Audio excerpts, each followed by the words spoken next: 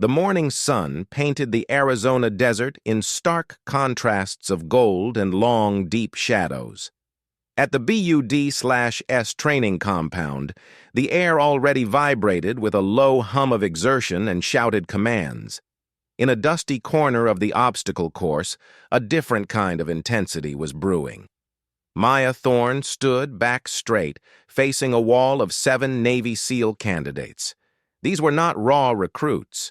They were men in their 4th week of first phase, muscles corded with fatigue, eyes holding the hollowed-out look that comes from relentless sleep deprivation and physical punishment.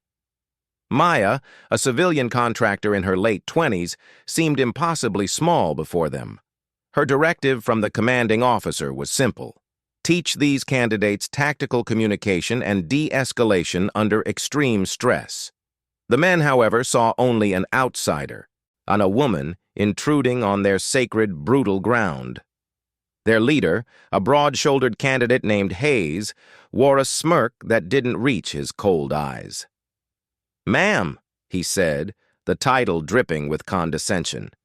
"With all due respect, we're learning to break necks, not whisper sweet nothings. Maybe save this for the secretaries back at HQ." A low chuckle rippled through the group. Maya didn't flinch. She had expected this. Her voice, when it came, was calm, clear, and carried an unexpected weight. "The most powerful weapon you carry isn't the one on your hip. It's the space between stimulus and response. Right now, yours is non-existent. You're just reaction waiting to happen." Hayes took a step forward, invading her personal space, his chest nearly brushing hers. The other candidates closed in, forming a semicircle, a wall of camo and hostility.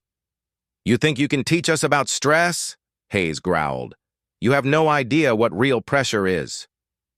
This was the moment. The air thickened. The other instructors nearby paused, watching. The standard protocol would be to call in a senior officer to retreat. Maya did neither. She looked past Hayes, making eye contact with each of the 6 other men in turn, seeing not just aggression, but exhaustion, fear, and a desperate need to prove themselves. Then her gaze locked back on Hayes.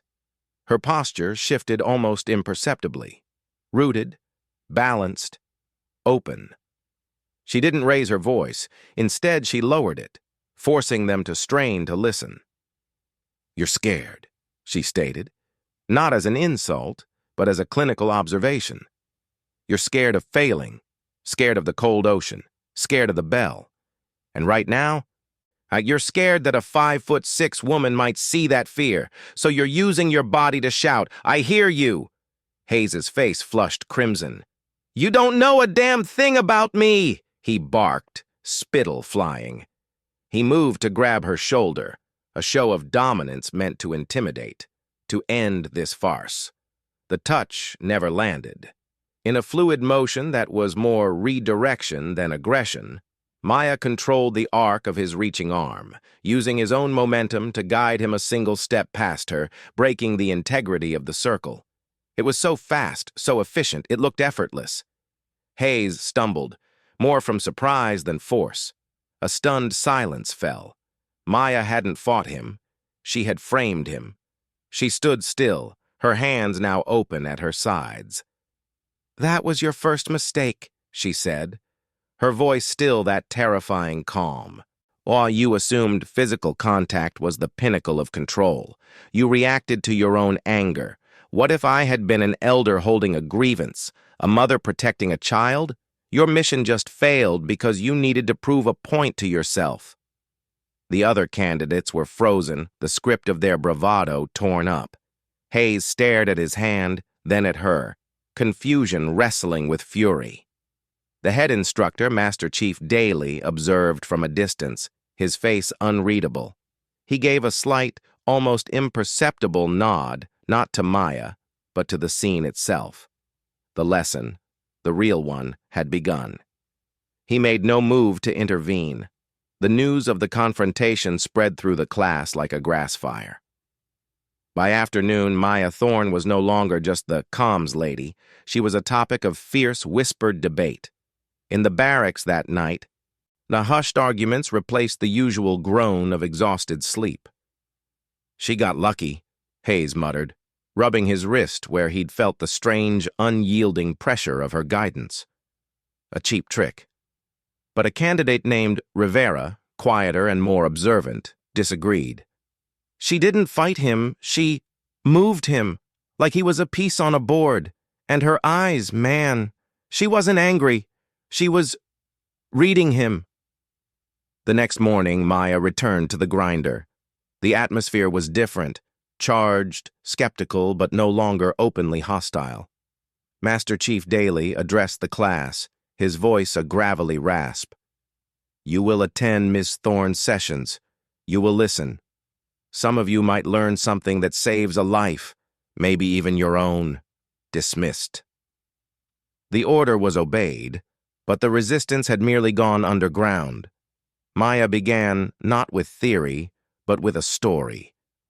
She spoke of a dusty road in a faraway country, not naming it, her voice painting pictures. She was a child in the back of an aid worker's vehicle. A checkpoint, angry faces, rifles, shouting. Her mother, a doctor, was pulled from the car. Maya described the freezing terror, the way the world narrowed to the muzzle of a gun. Then she described her mother's voice, steady, respectful, using the commander's name, acknowledging his authority, offering medical help for his coughing son visible nearby. The tension didn't evaporate, but it shifted. The guns didn't lower, but the yelling stopped. A parley began. They drove away, unharmed.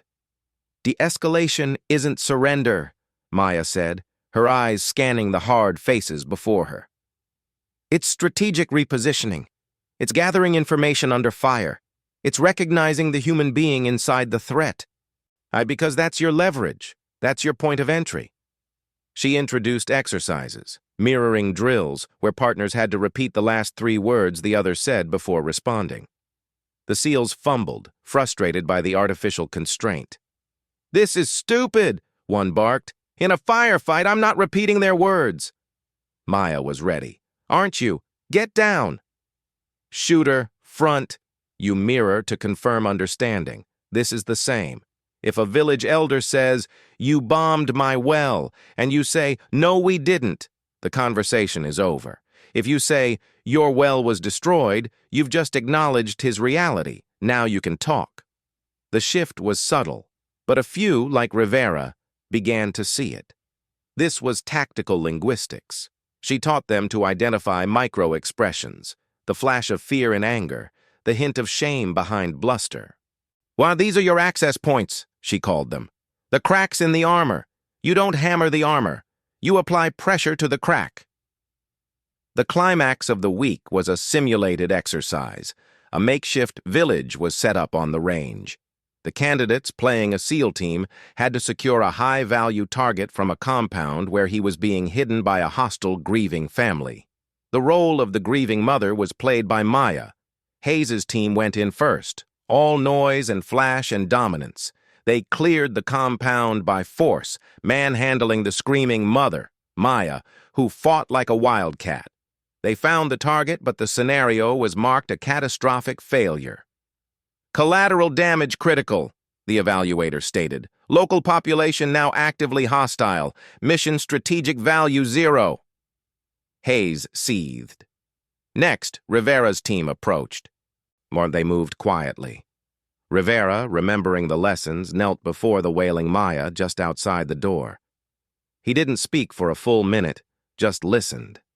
Then he said, "You are afraid for your son."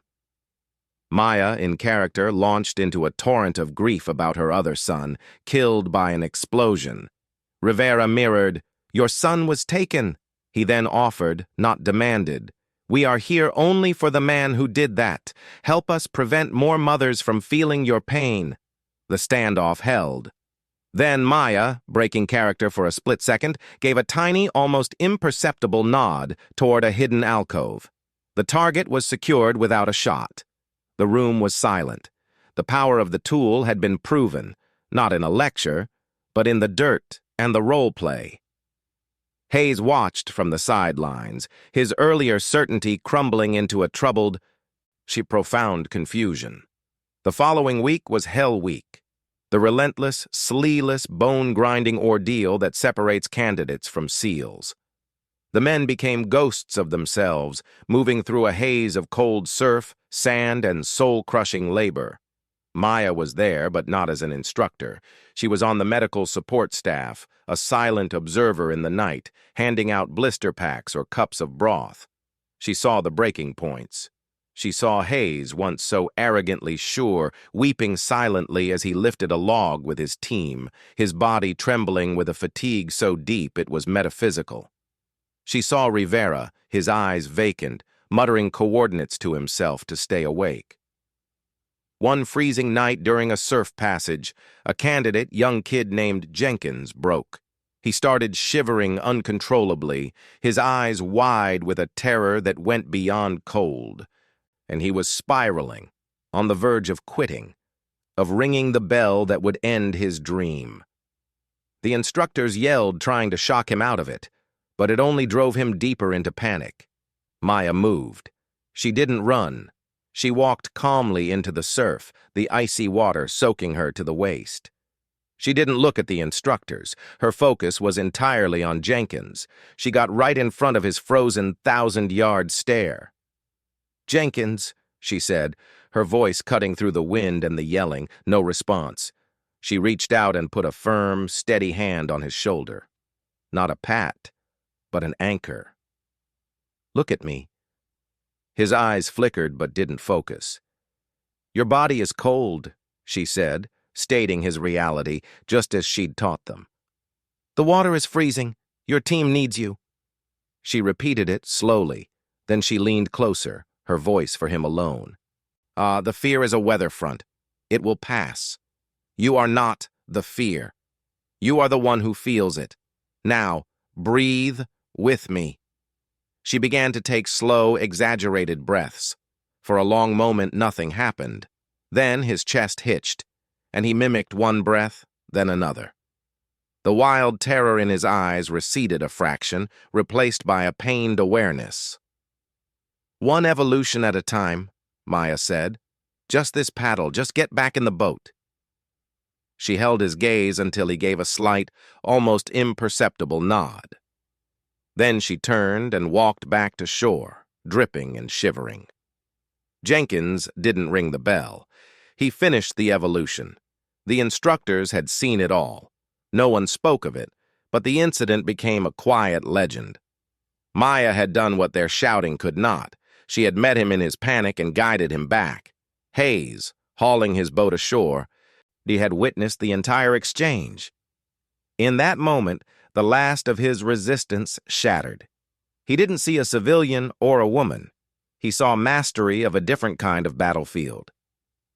After Hell Week, the class was halved, but the survivors carried a new, unspoken respect. Maya's final session was scheduled. The word spread beyond her class. Instructors from other phases, curious, began to filter into the back of the training space. By the time she stood before them, there were over 24 extra spectators in the room. She didn't lecture. She opened the floor. "Ask me anything," she said. The questions came, tentative at first, then flowing. About fear, about making decisions in chaos, about communicating with allies who were shutting down. She answered from a deep well of experience she never fully detailed, but the scars of which were felt in her words. Then Hayes stood up. The room went still. He looked older, quieter. "Ma'am," he began, his voice rough. "That first day, I was wrong. I apologize." He paused, gathering himself. "My question is, how do you carry it? The weight of knowing all this, seeing the cracks in everyone, even yourself?